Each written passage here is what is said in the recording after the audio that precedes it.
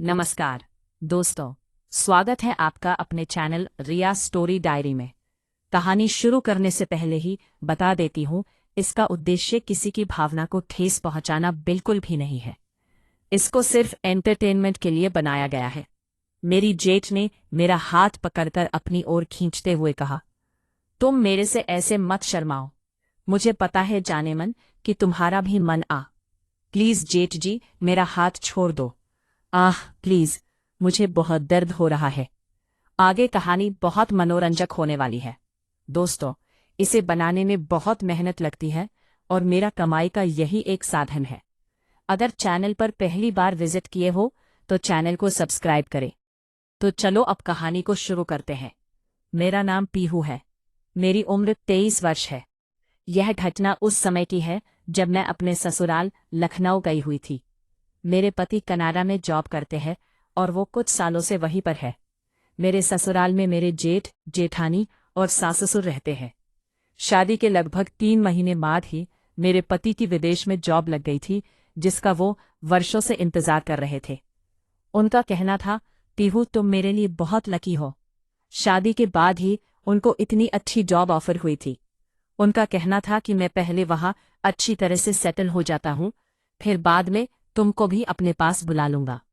उस समय मेरी जेठानी जी प्रेग्नेंट थी और उनको डॉक्टर ने आराम करने को कहा था, तो उनकी देखभाल करने के लिए मैं अपने ससुराल में ही रुक गई।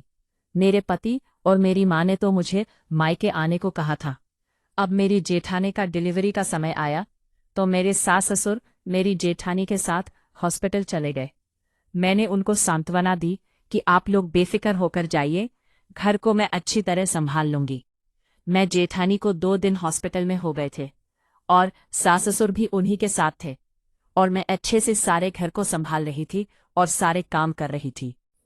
एक दिन जब मैं नहाकर बाथरूम से बाहर निकली तो सामने मेरे जेठ खड़े थे। मैं उनको वहां देख के हैरान हो गई थी। मुझे बिल्कुल भी उम्मीद नहीं थी कि जेठ जी बाहर खड़े होंगे, क्योंकि अभी अभी तो मैंने उनको खाना देने हॉस्पिटल भेजा था।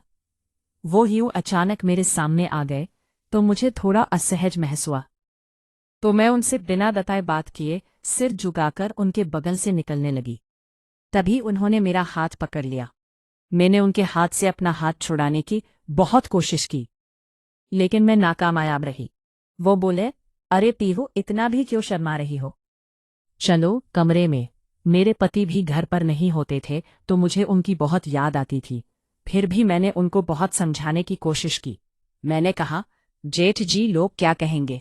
मैंने उनको कहा, जेठ जी ये सब बहुत गलत है, प्लीज मुझे छोड़ दीजिए।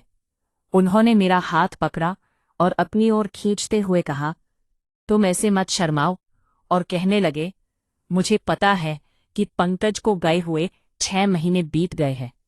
तुम तब तक उसकी याद में यूं जलती रहोगी। उस समय मैं जोर जोर से चिल्ला भी नहीं सकती थी, नहीं तो सब मोहल्ले वाले कहते कि इसकी ही गलती होगी, क्योंकि उस समय घर पर भी कोई नहीं था और मुझे समझने वाला मेरा पति भी नहीं था। इस कारण से मैं चुप रही और ना ही मैं खुद को रोक पा रही थी। अब मेरी हालत भी बिगड़ने लगी थी। मेरा दिल भी जोर जोरे से धड़कने लगा था। जब तक मैं उनको फिर से मना करती तब तक मेरे हाथों से बहुत तेज दर्द होने लगा था। मेरे मुंह से दर्द के मारे आवाजें निकल रही थी। आउच, छोड़ दो ना जेठ जी, मुझे बहुत दर्द हो रहा है। उन्होंने थोड़ा ढीला छोड़ा तो मेरे हाथ का दर्द कम हो गया। मेरा दिल भी उनकी छून से जोर जोरे से धड़कने लगा था। अब मैंने अपनी आंखें बंद कर ली। अब मुझे भी खूब मजा आ रहा था। इतना मजा तो कभी मेरी पत्नी ने भी नहीं दिया था। शादी के 3 महीने बाद ही तो चले गए थे। अभी तो ढंग से मेरी हाथ की मेहंदी भी नहीं उतरी थी। अब मेरे मुंह से सिसकियां निकलने लगी। मैं बोली, अरे जीश जी, आपने तो मुझे वो सुख दिया जो कभी मेरे पति ने भी नहीं दिया। मैं उनके चेहरे के हर आभाव पर देख रही थी। उनके चेहरे को देख के लग रहा था कि उनको भी बहुत मजा आ रहा था।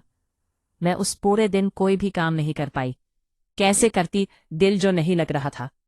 अगले दिन मुझसे चला भी नहीं जा रहा था। अब मेरा दिल गार्डन गार्डन हो गया था।